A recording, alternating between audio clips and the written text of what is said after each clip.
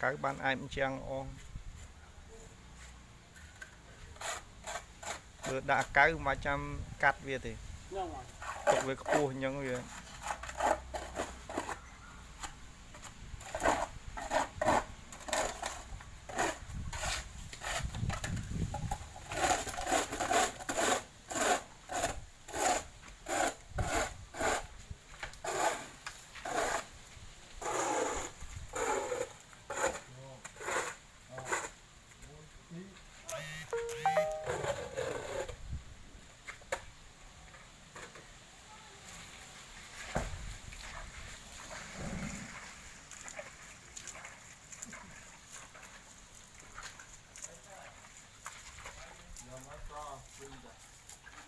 đã mau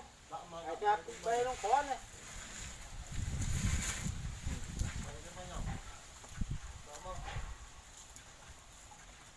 rồi đó kẹt bê nó mà ơi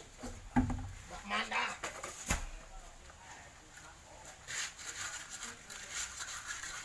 kia cũng cua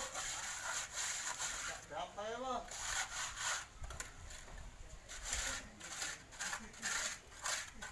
nào đó buồn thấy à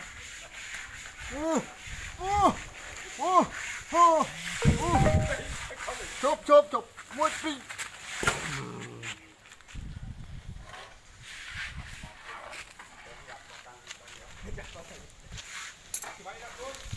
đàn ơi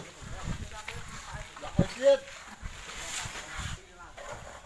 giờ phải cho em nó lan chạ có phải không